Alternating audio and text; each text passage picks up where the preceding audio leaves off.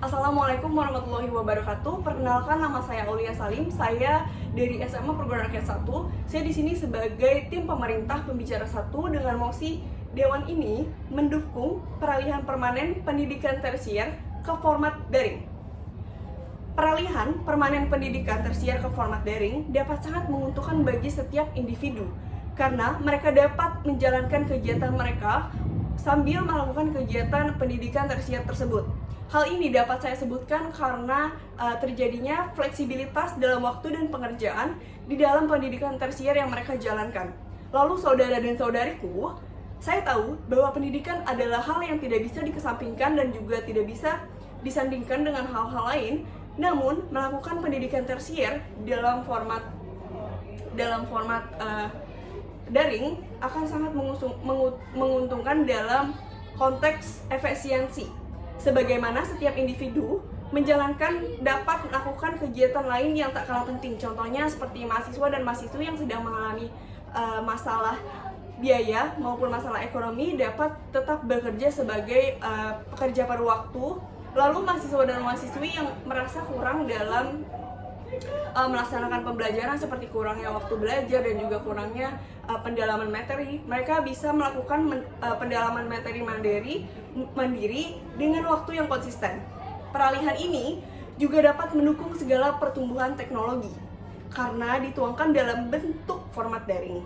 Pertumbuhan teknologi ini dapat menimbulkan kebiasaan kita sebagai manusia yang bisa melakukan atau melanjutkan pendidikan dimanapun dan kapanpun. Seperti yang sudah saya jelaskan, fleksibilitas menjadi poin terbesar dalam peralihan ini.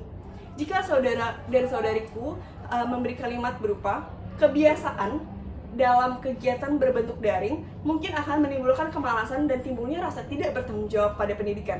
Maka akan saya tanya kembali, apakah pendidikan tersier secara offline sudah dilakukan dengan maksimal dan baik? Saya rasa tidak. Karena pendidikan tersier yang dialihkan ke format daring bertujuan untuk mencakup segala yang tidak bisa dilakukan pada pendidikan tersier secara langsung atau secara offline.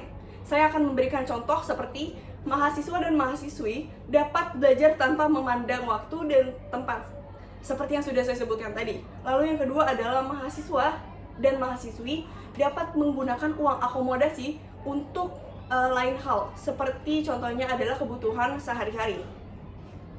Maka, dengan adanya peralihan ini, pendidikan tersier tentu bisa menggapai segala wilayah yang belum bisa terjamah infrastruktur dan ekonomi yang belum layak.